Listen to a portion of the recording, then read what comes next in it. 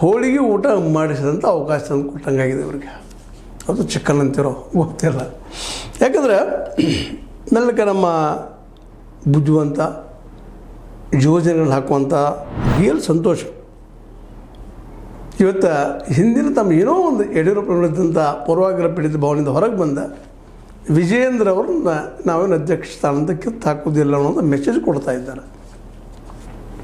ಅವರ ಮುಂದುವರೆದು ಹೋಗ್ತಾರೆ ಅಂತೇಳಿ ಸಾಕಷ್ಟು ನಮ್ಮ ಯತ್ನಾಳ್ ಅಂತ ಹೇಳ್ತಾ ಇರ್ಬೋದು ಎದ್ದ ತಕ್ಷಣ.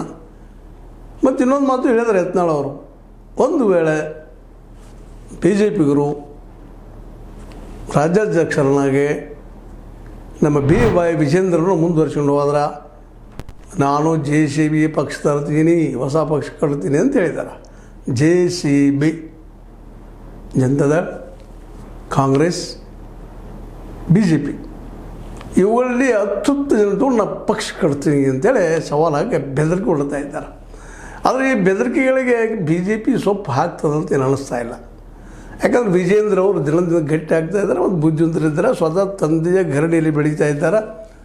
ಮತ್ತು ಅವ್ರ ತಂದೆಯವ್ರಿಗೂ ಈ ಕರ್ನಾಟಕದ ನಾಡಿ ಮಿಡಿದು ಗೊತ್ತದ. ಇತ್ತೀಚೆಗೇನು ಸ್ವತಂತ್ರವಾದ ಮೀಡಿಯಾಗೆ ಬೇಕಾಗಿರುವುದು ಸ್ವತಂತ್ರ ಧ್ವನಿ. ಆ ಸ್ವತಂತ್ರ ಧ್ವನಿ ಉಳಿಸಲು ನೀವು ಮಾಡಬೇಕಾದದ್ದು ಇಷ್ಟೇ.